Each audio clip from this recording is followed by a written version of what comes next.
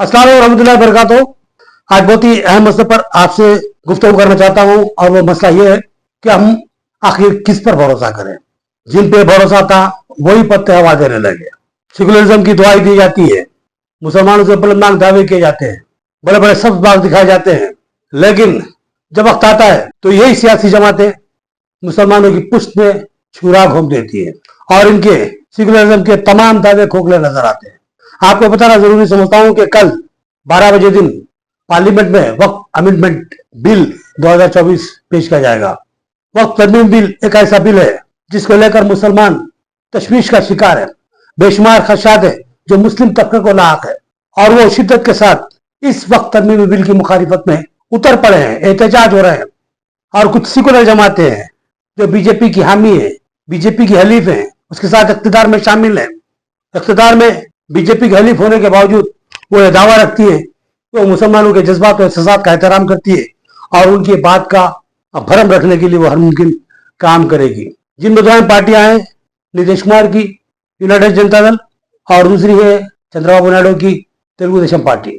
ये दोनों ही पार्टियां ऐसी पार्टियां हैं जिन पर मुसलमानों ने आंख बंद करके भरोसा किया था और अपने वोटों को भारी तादाद में उनके हक में इस्तेमाल किया और उनको बरसर अख्तियार लाने में अहम तरीन रोल अंजाम दिया।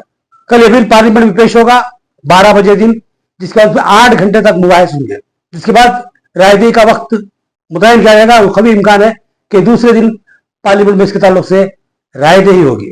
ऐवान ज़ेरी में इस बिल की कामयाबी की सूरत में इसको ऐवान बाला में तस्दीक के लिए पेश किया जाएगा और वहां पर भी इस बिल को कामयाबी हासिल होती है तो फिर ये बिल मुसलमान कानून बनाने के लिए ऐवान सदर को भेज दिया जाएगा। तो ये मराइल है। तो पहला मरहला कल शुरू होने वाला है 12 बजे दिन। ये बिल पार्लियामेंट में पेश कर दिया जाएगा जिस पर बातचीत होगी, राय तलब की जाएगी और ये सब फॉर्मेलिटी है।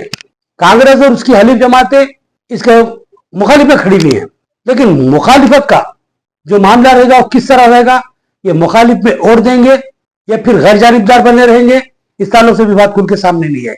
लेकिन तेलुगु देशम और नीतीश कुमार की जो जमात है, जिनके अराकीन पार्लियामान के बलबूते पर ही बीजेपी हुकूमत ठहरी हुई है, उन्होंने इस बिल की हिमायत करने का ऐलान कर दिया और उनका कहना यह है कि यह वक्त तरमीमी बिल मुसलमानों के हक में और मुसलमानों के मफाद में है।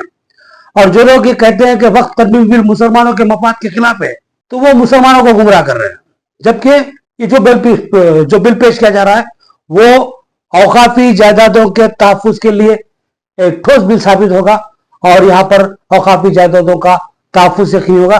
चंद्रबाबू नायडू ने अपने साबिका आंध्र प्रदेश के दौर हुकूमत का हवाला देते हुए बताया कि जब आंध्र प्रदेश, जो मुश्तरक आंध्र प्रदेश है जिसमें तेलंगाना भी शामिल था, वक्फ बोर्ड दगरगुन सूरत हाल का शिकार था, हमने वक्फ बोर्ड का क़याम अमल में लाया और इलेक्टोरल कॉलेज कायम किया और वक्फ बोर्ड को एक मजबूत मौक़िफ़ फराहम करते हुए हमने औकाफी जायदादों को तहफ्फुज फराहम किया। लेकिन उस वक्त वो भूल गए।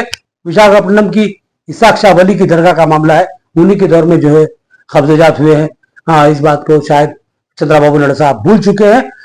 उन्होंने जैसे इस बात को फरामोश करते हुए दावा कर दिया कि औकाफी जायदादों का तहफ्फुज हमने किया। बहरहाल मामला जो भी हो, अब ये ताकतें खुल के सामने आ चुकी है, यानी कि ये लोग मुसलमानों की वोट लेने तक ही सेकुलर है, उसके बाद इनका कोई मौक़िफ़ मुसलमानों के हक में ठोस साबित नहीं हो सकता। ये बात उन्होंने बता दिया और अपने मौक़िफ़ को सही ठहराने के लिए इस बात पर वज़ीद है कि वक्त तरमीमी बिल मुसलमानों के मफाद में है, औकाफी जायदादों के तहफ्फुज के लिए। इससे औकाफी जायदादों पर कोई ज़र्ब नहीं आएगा और मुस्लिम मसाइल में कोई मदाखलत होगी, ये इन लोगों का कहना है। और जो लोग ये बात कहते हैं, जिसमें मुस्लिम पर्सनल लॉ बोर्ड है, मुस्लिम कायदीन है, वक्त तरमीमी बिल को अपने लिए नुकसानदेह साबित करते हैं, उनके लिए चंद्रबाबू नायडू के अल्फाज और नीतीश कुमार के अल्फाज हैं कि लोग मुसलमानों को गुमराह कर रहे हैं। तो सवाल ये है कि मुस्लिम क़यादत खुद मुसलमानों को गुमराह कर रही है और ये सेकुलर कायदीन मुसलमानों के हमदर्द हैं। बड़ी अजीब तावील है। तो इस बात को अब हमें समझने की जरूरत है। हम इन सेकुलर ताकतों को मजबूत करने के लिए अपने वोटों को तकसीम कर रहे हैं। मैं बार बार एक तरफ मुतवज्जा करने की कोशिश करता रहा हूं और अभी भी कर रहा हूं कि आपके वोटों की तकसीम फिरका परस्तों को ताकतवर बनाने में अहम रोल अदा कर रही है। आप जिन पार्टियों को सेकुलर होने के नाम पर वोट दे रहे हैं वो तो जाकर बीजेपी की गोद में बैठ रहे हैं। लेकिन आप जब उनको वोट देने की कोशिश करते हैं उसमें आप अपने वोटों को तकसीम कर रहे हैं।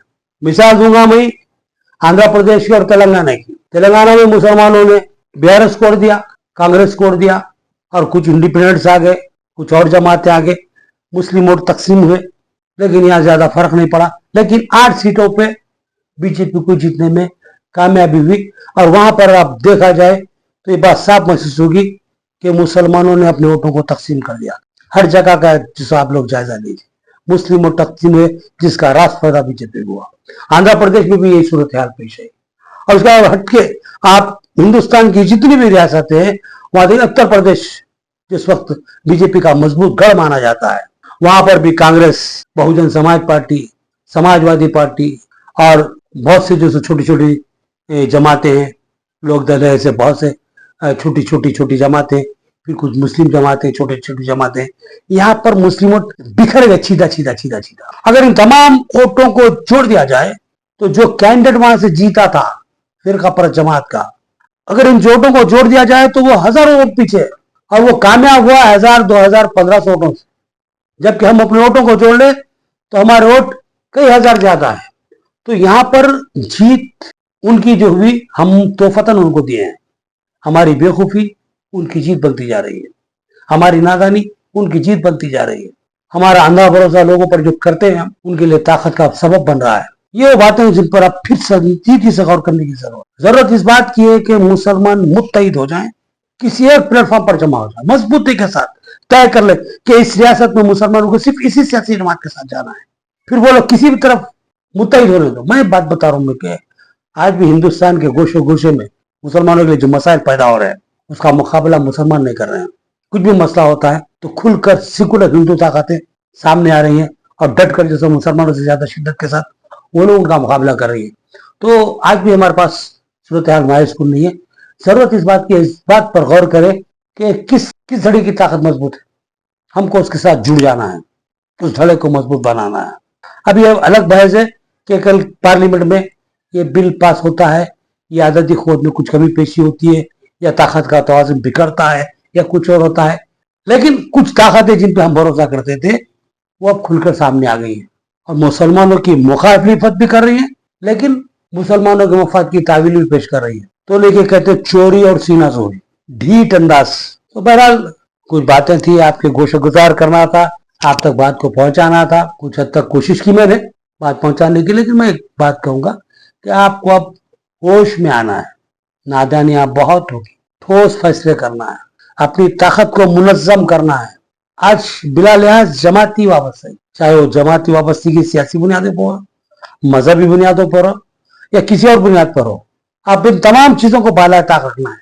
सिर्फ हमारी नस्लों के मुस्तकबिल के लिए या आने वाली आइंदा नस्लों के मुस्तकबिल के लिए बहुत ही संजीदगी के साथ हमको फैसला करना है, ठोस फैसले लेना है, तय करना है, डंके की चोट पे तय करना है, चुपके नहीं कि हम ये ताकत के साथ जाने वाले हैं और हमारा एक एक कोट गिन के उनके हक में इस्तेमाल होगा और हम अपनी पूरी आदती कुव्वत इस्तेमाल करेंगे, एक एक कोट के इस्तेमाल को यकीनी बनाएंगे, 100% रायदही को यकीनी बनाएंगे। 100% ना भी करें तो 90% से ज्यादा रायदही हमारी यकीनी होनी है। उसके बाद मैं आपसे पूछूंगा कि बरसर इख्तिदार कौन है, ईवीएम में शाम जीत गया, फलाह जीत गया, ये बातें छोड़ दो, बेकार है।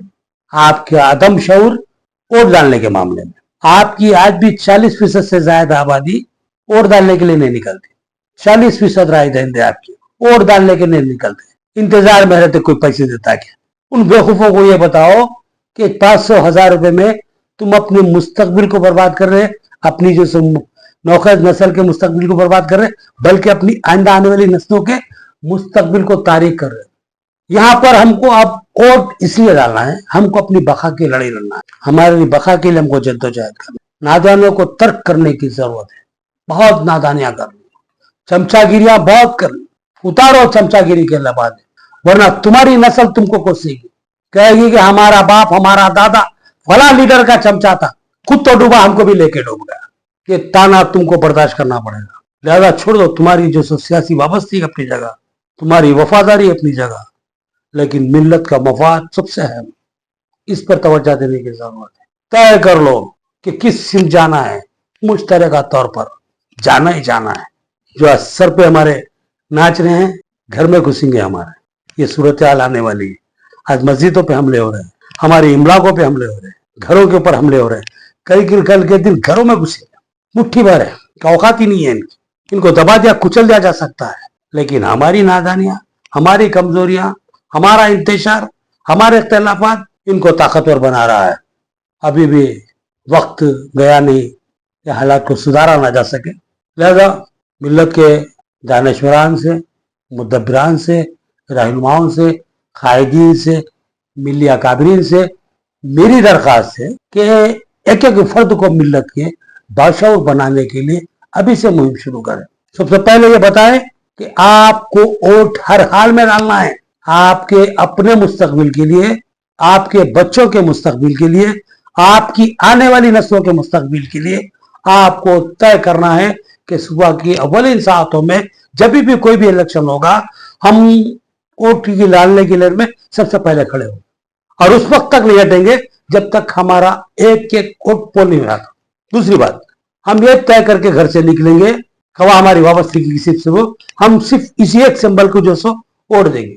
अब ये नौयत पैदा होनी है। मैं नहीं कहूंगा आप इसी पार्टी का इंतखाब करो या इसी पार्टी का। मैंने इससे पहले ये भी कहा था कि जिस मुकाम पर जो पार्टी ताकतवर होती है आप उसके साथ जुड़ेंगे। अब सेकुलर भाई और कांग्रेस बात मकामत में बहुत कमजोर है। अब उत्तर प्रदेश बहुत पीछे है, अगर तुम कांग्रेस के साथ गए तो फिर सिफर। तो लिहाजा वहां पर बीजेपी का मध्य मुकाबिल जो होगा, जो ताकतवर है, अगर समाजवादी पार्टी है तो उसके साथ जुड़ जाओ, या बहुजन समाज पार्टी है उसके साथ जुड़ जाओ, किसी एक के साथ जुड़। नहीं यहाँ थोड़े वोट, वहां थोड़े वोट, वहां थोड़े वोट, तो ना यहाँ के रहेंगे ना वहां के।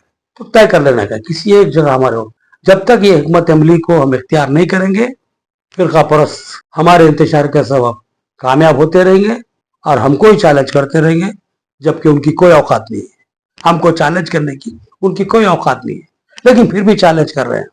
जब हमारा इंतशार उनको पार्लियामेंट में और असेंबली में अक्सरियत दिला रहा है, तो उसी अक्सरियत के बुनियाद पर अदलिया को डिस्टर्ब किया जा रहा है, कानून नाफिज करने वाले इदारों को डिस्टर्ब किया जा रहा है, उनको इस्तेमाल करते हमारे ऊपर मजालिम ढाए जा रहे हैं। ये बातों को समझने की जरूरत है। ताकत का तवाजुन अभी भी हमारे हाथ में है। मुसलमानों को हिंदुस्तान की जमहूरी राहदारियों में बादशाह घर के नाम से पुकारा जाता था। आज भी मुसलमान बादशाह घर है, मगर उस वक्त जब वो मुत्तहिद तौर पर अपने वोटों का इस्तेमाल करते हैं। तारीख रही है, मुसलमानों ने हमेशा मुत्तहिदा वोट इस्तेमाल किया था, लेकिन जब से इंतशार का शिकार हुए हैं, ताकत का तवाजुन बिखर गया और फिरका परस्त ताकतवर होते चले गए। फिर वो अपना प्रोपोगंडा करते हुए अपना वोट बैंक भी जमा कर लिया, लेकिन उनके वोट बैंक को तोड़ना कोई बड़ा काम नहीं है। लेकिन शर्त है कि सेकुलर फोर्सेस को ताकतवर बनाया जाए, ताकि जितने लोग इख्तिदार की आस में उधर चले गए थे फिर पलट के इधर आ जाए। इस चीज को समझने की जरूरत है। बारीक नुकाते जिसमें मैं बात कर रहा हूँ, गौर कीजिए। अगर बात सही लगी तो उस पर अमल दरामद करने के लिए हिकमत अमली को अख्तियार कीजिए। तवील मनसूबाबंदी की जरूरत है, तवील प्लानिंग की जरूरत है। अभी वक्त है, मैं बता रहा हूँ कि जो अभी वक्त गुजरा नहीं और उसे गुजर भी मत दीजिए। वक्त से पहले जागिए, सही हिकमत अमली, सही मनसूबाबंदी कीजिए और अपने मुस्तकबिल को, अपनी नस्ल नौ के मुस्तकबिल को, अपनी आइंदा नस्लों के मुस्तकबिल को महफूज, मामून, रक्षा बनाने के लिए शऊर का मुजाहरा कीजिए। बहुत बहुत शुक्रिया। अब मुझे इजाज़त दीजिए। अल्लाह हाफिज़।